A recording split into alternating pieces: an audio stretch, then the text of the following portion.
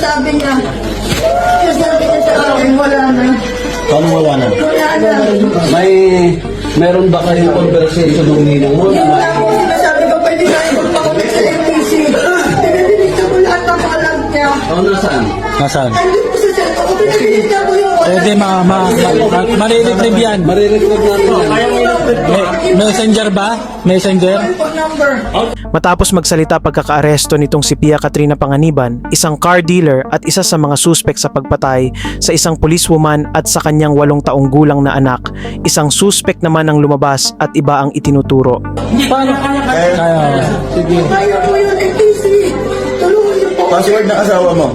Hindi ko man siya. Paano niya pinatay si Ninang?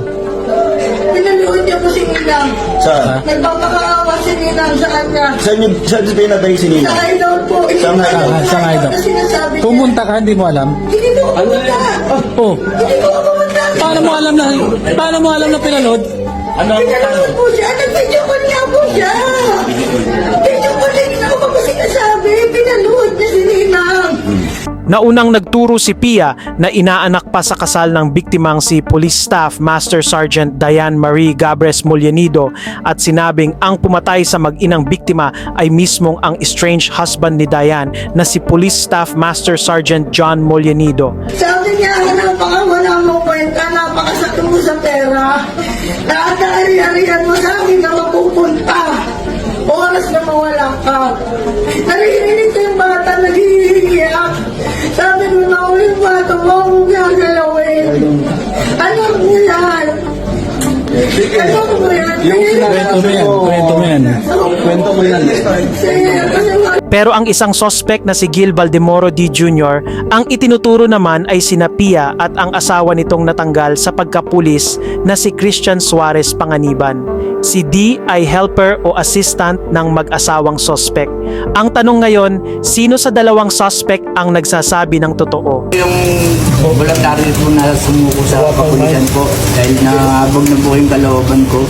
Nakukonsensya na rin po ako sa nangyari at gusto ko rin pong nalulungo po ako sa ginawa ng mag-asawa na yun.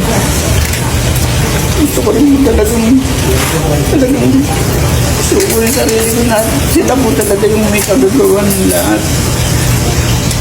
Hirap po kasi sa kalooban ko yung nangyari na yun. Kaya voluntary po akong nagbigay ng salaysay.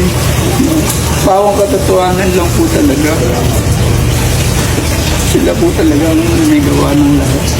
Ano pa ang nasaksihan? Yung 16 po nung gabi na nangyari po yun. Ako po ay tinawagan na papuntahin doon sa lugar na pinangyarihan. At alas 8 po ng gabi, pumasok po ako sa bahay na yun, sa gate, sa garahe po ako. Nag-standby at tinanong ko po yung asawa ng babae na si Pia Katrina Chua na kung ano yung iuutos sa akin na bibilin sa labas. After po noon, lumabas po yung lalaki na asawa na ni Pia na tinanong po ako na pare, saglit lang dyan ka lang, huwag kang aalis. Sabi niya sa akin gano'n. Tapos, bigla na lang may kumatok sa gate. Kasama na rin ng Pia. Pagpas ko ng kasama ni Pia yung biktima po na sabi ko. Then, nag-lock po. Dinerecho po sila dun sa loob ng bahay. Tapos lumabas po yung asawa ng lalaki. Nakihandi po sa akin sa labas. Tinanong, Pero, diyan ka lang, huwag kang aalis. Pag umalis ka, tulungan mo muna ako. Sabi niya sa akin. Hanggang sa lumipas po ang ilang oras. Hanggang sa lumipas po. Bigla pong lumakas ang tugtog ng paligid sa speaker po na nanggaling. Then, bigla pong may kakaibang tunog na lumabas sa speaker na iba po ang tunog. Tunog po talaga ng baril. At pagbukas ko po ng pinto, doon ko na po nakita na yun na nga po, binaril na nga po ng asawa ng Pia Katrina Chua. Hindi po kilala ng babae na nasa loob na nakaganon po. After nun, tinanong ko siya ano nangyari. After nun yun, kagulo na sa loob. Sinapuyan ako nung asawa ni Pia Katrina na kung magsasalita, ikaw ang isusunod ko. Kaya napilitan po, hindi na lang talaga sumunod. Napakasakit po. Nakita ko na nang nangyari, binabalot yung bata. Buhat-buhat na nung kasawat nilagay dun sa bodega. Wala nang buhay.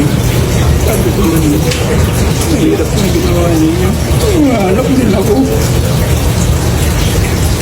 Nandito po ako para kaponsensya ko. Lumutang po ako. Hanap din po ako eh. At nagtitawag ako sa hindi ko naman dahil kasalanan ginawa. May ano ko sa sarili ko, malinis ang konsensya. Sila po talaga. Wala na po. Yung gawa. Sir, Yes po. bali pagpasok niyo po ng bahay, patay na po yung babae. Opo. At siya po yung babae nakikita na pulsuhan. Ay, takas na?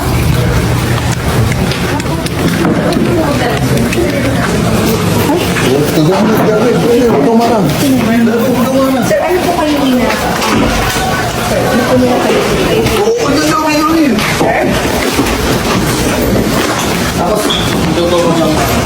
Ayun, tuturo na ba? Chief, kuha na lang. Ma'am, magturo lang.